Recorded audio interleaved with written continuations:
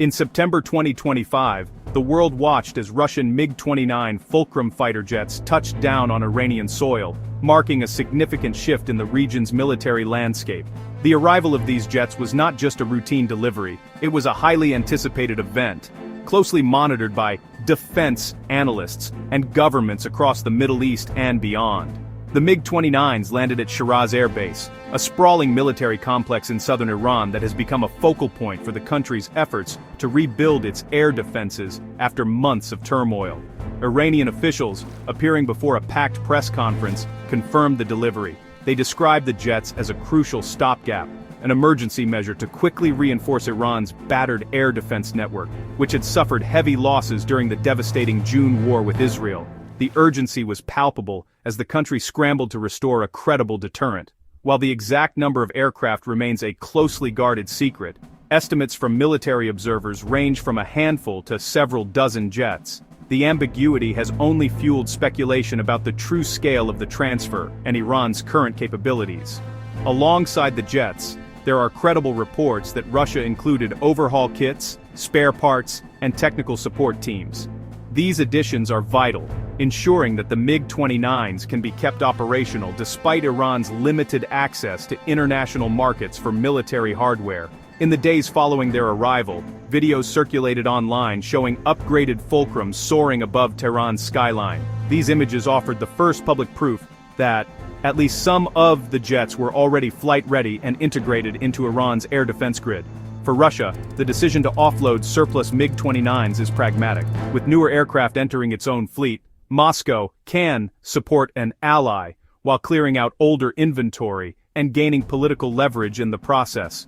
For Iran, these jets are nothing short of a lifeline. After months of relentless attacks and mounting losses, the MiG-29s represent a chance to reassert control over its airspace and boost the morale of its armed forces. Most of these MiG-29s, likely refurbished after years in storage, are being rapidly deployed as interceptors. Their primary mission, to counter the growing threat of drones and low-flying cruise missiles, which have become a persistent danger in the region's evolving conflicts. The arrival of these jets is more than a military transaction. It's a symbol of the deepening partnership between Iran and Russia.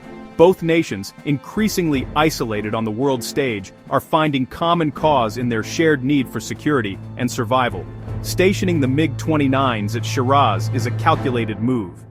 The base is strategically located to defend critical infrastructure, including nuclear facilities that are now being rebuilt after recent attacks. The jets are expected to play a key role in protecting these high-value targets from future threats. Ultimately, this deployment is not about projecting power beyond Iran's borders, it's about survival, restoring a measure of security in a time of uncertainty, and signaling to both friends and foes that Iran is determined to defend itself, no matter the odds. Iran's Air Force, once a symbol of national pride and military strength, has been in a steady decline for decades. Once among the most advanced in the region, it has suffered greatly from international sanctions, which have cut off access to Western technology, spare parts, and modern upgrades. The result is a force that has been forced to cannibalize its own aircraft for parts, relying on ingenuity and improvisation just to keep a handful of jets operational. By 2025, Iran's combat fleet was a patchwork of aging American, Russian, and Chinese jets, most barely airworthy, many dating back to the 1970s and 80s. Maintenance crews worked tirelessly to keep these relics flying, but the lack of new aircraft and modern avionics has left the Air Force technologically outmatched by its adversaries. The June war with Israel exposed these vulnerabilities in dramatic fashion. Israeli F-35s and F-15s, equipped with the latest stealth and electronic warfare technology, struck with impunity, destroying key air defenses and crippling air bases across Iran. The attacks were swift and precise, leaving little time for an effective response. Iran's fighters struggled to get airborne, hampered by mechanical failures and outdated systems. Those that did manage to take off found themselves hopelessly outmatched by superior Israeli aircraft, unable to defend their own skies or mount a credible counterattack. The psychological and strategic blow was immense. Iranian officials, facing public outrage and internal criticism, openly lamented Russia's lack of support and the failure of promised military aid to materialize. The sense of isolation was palpable as the country's leaders grappled with the reality of their weakened air force.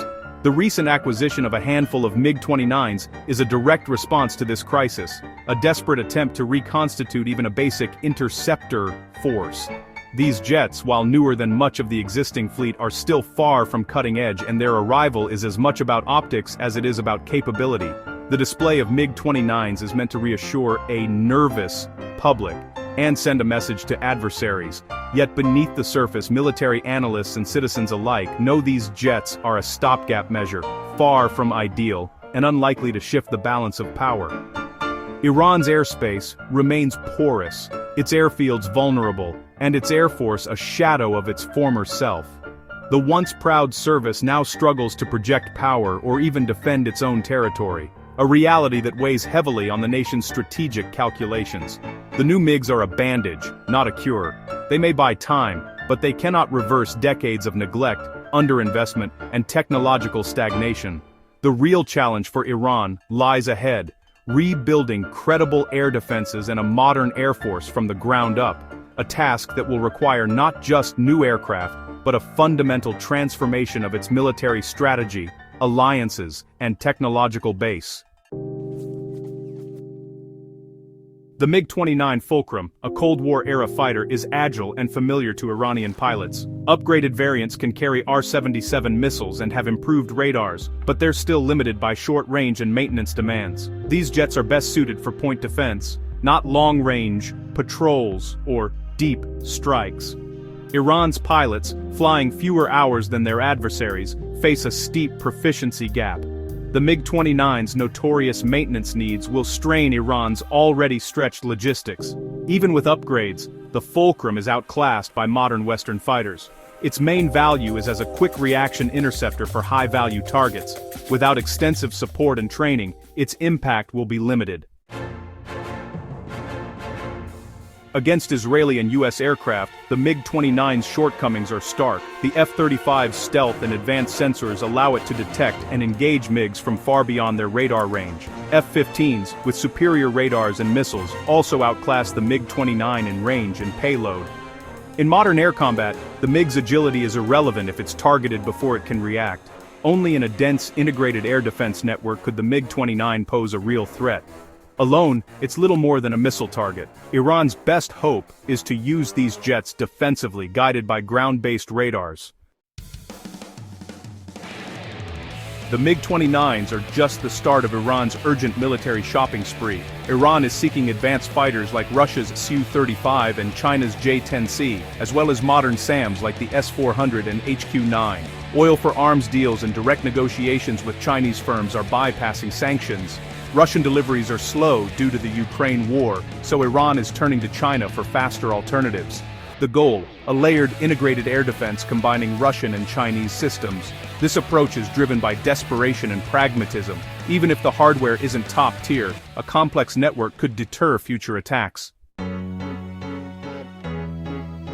Iran hasn't abandoned its commitment to self-reliance. In fact, its drone program stands as one of the country's most significant technological achievements in recent years. Despite facing decades of sanctions and international isolation, Iran has managed to develop a robust domestic drone industry that is now a cornerstone of its military strategy.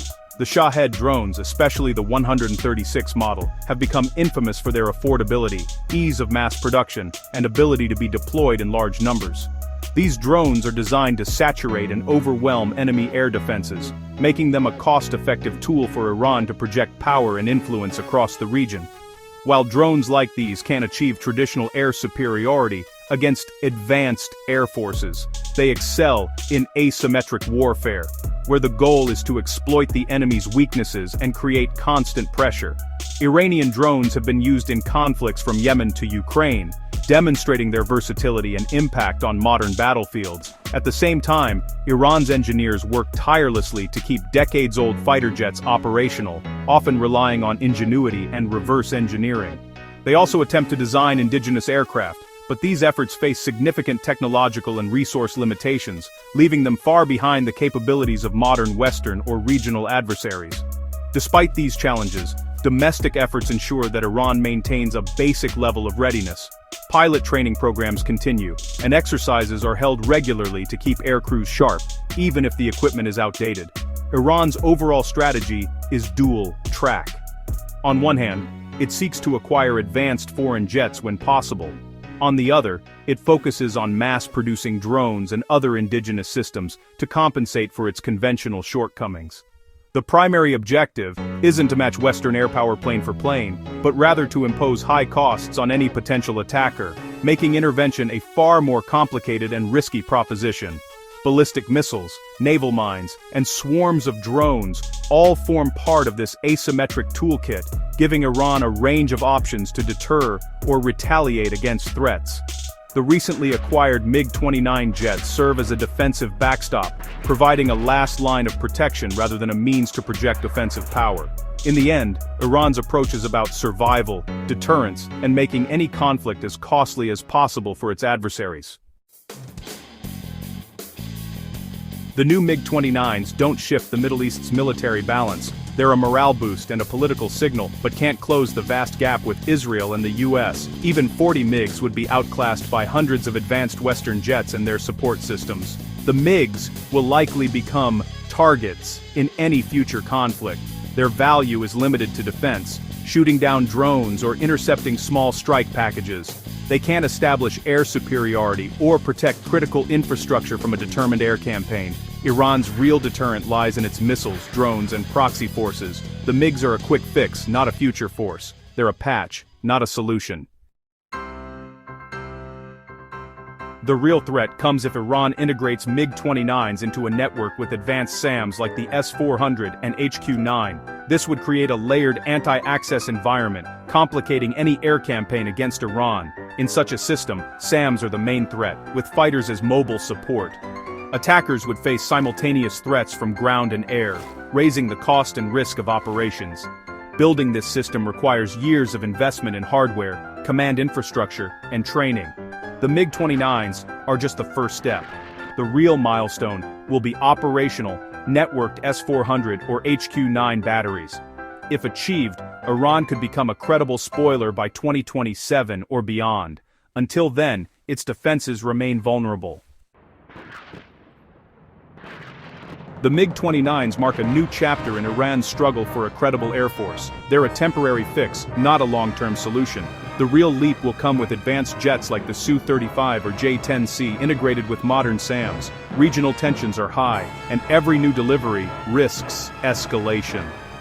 Iran's goal isn't air dominance, but to make attacks costly and risky. The MiGs, future fighters, SAMs, and drones are all part of a deterrent strategy. Iran aims to become a porcupine, dangerous to attack, if not dominant. Survival, not supremacy, is the regime's objective.